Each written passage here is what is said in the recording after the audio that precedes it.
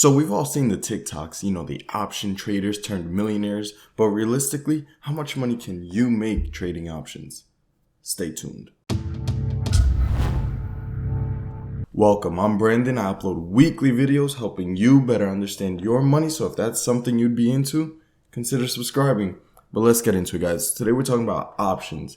We all see it on TikTok, the option traders all over the place. Let's say they turned $1,000 into $50,000, whatever it may be.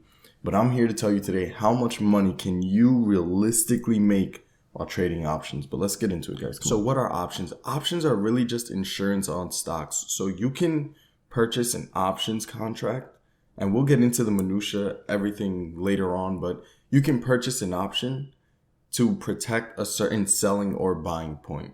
For example, let's say you wanted to buy 100 shares of Apple, but you didn't know if Apple was going to go up or down, but you wanted to lock in 109 just in case if you missed your chance and Apple went up to 120, let's just say.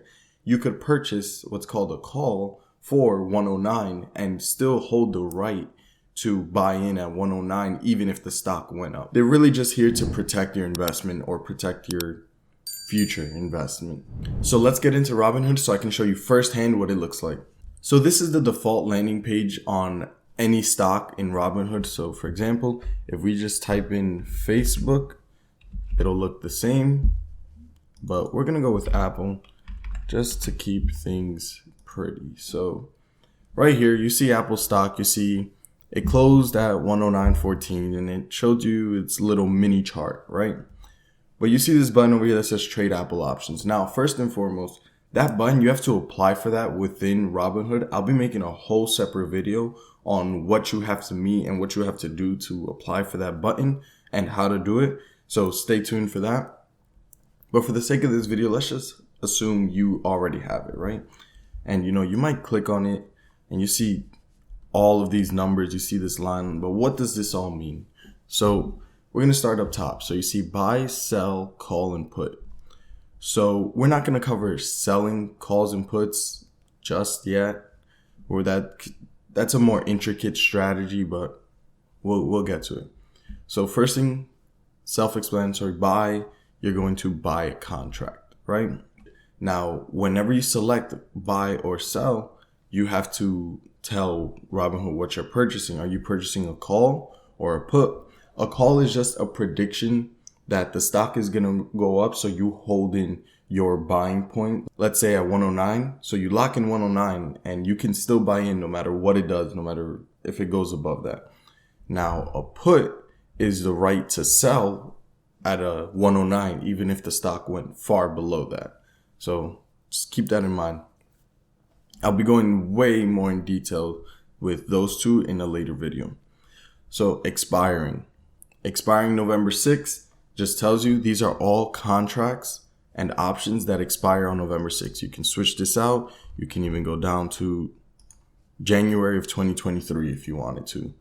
But we're going to stay with November 6th. So what are you looking at down here? So strike price is that locked in number that we spoke of. It's that number that you are locking in. So it's like 109 or 110, despite no matter what the stock moves, your investment is protected at 109, right? So right here you see break even. What does break even mean? Break even means what number does the stock have to go to for you to make back in profit what you put into it? Simple as that. So if you put in $100, what number does the stock have to go to for you to make back $100? For example, we'll see for this contract right here, the 110 call is 111.81. Now, if you look over here to break even, it's how far are you from that break even price in percentage. So you can see for this call, the 110 call, you are 2.5% away from breaking even. It needs to move positive 2.5% for you to break even. Percent change is this specific contract. How much has it moved recently? Has it moved up, down? It tells you this right here in a percentage form. So this contract right here went down today by 30.12%. And this is just the change in a dollar form. So negative, it lost 78 cents. So this tab right here is what's called the premium. This is what you are paying for the contract. Now, these numbers may be a bit deceiving because you see 74 cents, $1.09, $1.81. But when you go to purchase these, you're not actually paying $1.81. You're paying $181. Why is that? So right here you see 181.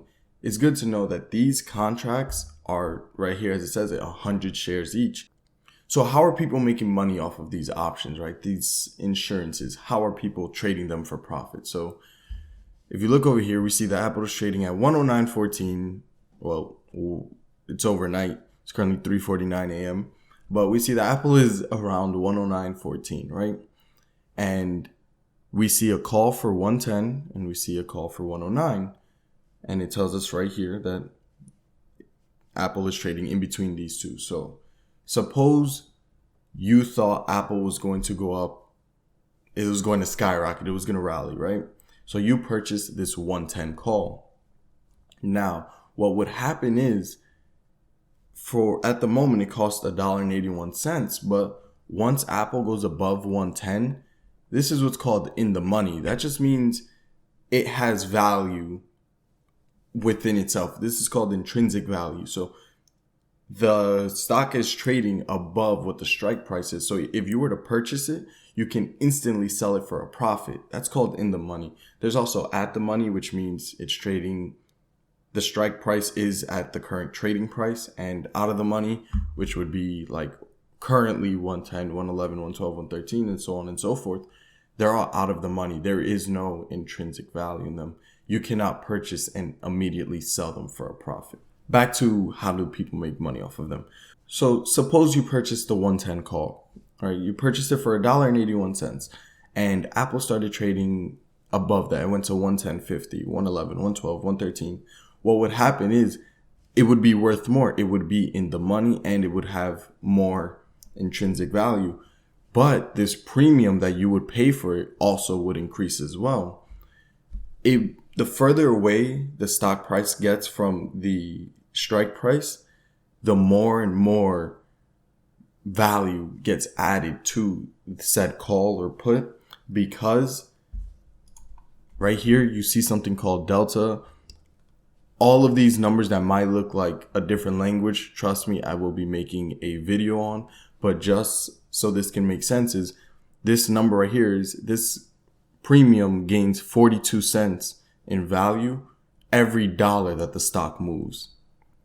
Now, remember, everything is per 100 shares. So that 42 cents really means $42. And you can layer this, you can stack this with multiple contracts.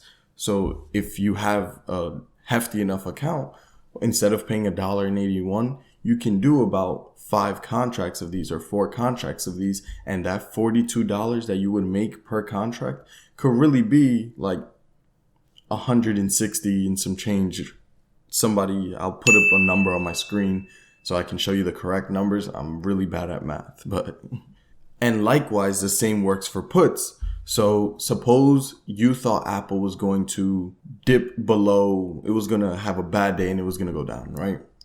So you could purchase what's called a 110 put, same number, 110 put, which would cost you $3.28. But remember, 100 shares, it would cost you $328 in reality. Now, let's suppose you're right and Apple starts going below and it goes down to 109, 108, 107, 106. Same thing works as with the calls. Every dollar below 110, you're gaining $56 or 56 cents in premium. Now, what is reversed about the puts is when looking at the calls, all of these were in the money and this was out of the money. This was looking to gain value. With the puts, it is reversed. So remember, you want to sell at a higher point. So for puts, the higher numbers are in the money. So right here, these are all intrinsically valuable. And these are all looking to gain value. So suppose you bought the 110 put and Apple went down to 105, right? All of these up to 105 would now be in the money. They would all gain intrinsic value. And this call would be worth a lot more because would you rather sell at 105 or 110? So you can do your due diligence and find which stocks are going to have a good day or a bad day. You can do your own technical analysis. You can find these stocks and you can, with a smaller budget, make more moves with options. Now, it is good to note that options are incredibly risky. They are extremely volatile. So you definitely need to do your own safekeeping, your own protection, and make sure that you do understand what you are trading. So when it comes to options, and we see all these people making money trading options, is it a scam? No, I wouldn't say it's a scam, but it's definitely not as easy as people make it out to be. You definitely have to study and really do research on what companies do you think have the best chance of going up or going down, and really play it off of how comfortable do you feel putting your money in those companies. You have to know options are incredibly volatile. There's a whole slew of factors that go into why they are worth what they're worth and how the premium is composed. And we're going to cover that throughout this series because this is going to be multiple videos, but you have to be willing to lose money to make money. I hope you got some use out of this video. If you did, please drop a like. If you have any questions, not even just about options, but about money in general or the world or anything, just drop a comment. I'd be more than happy to answer your question. If you enjoyed, please consider subscribing. Hope you have a great day and take care.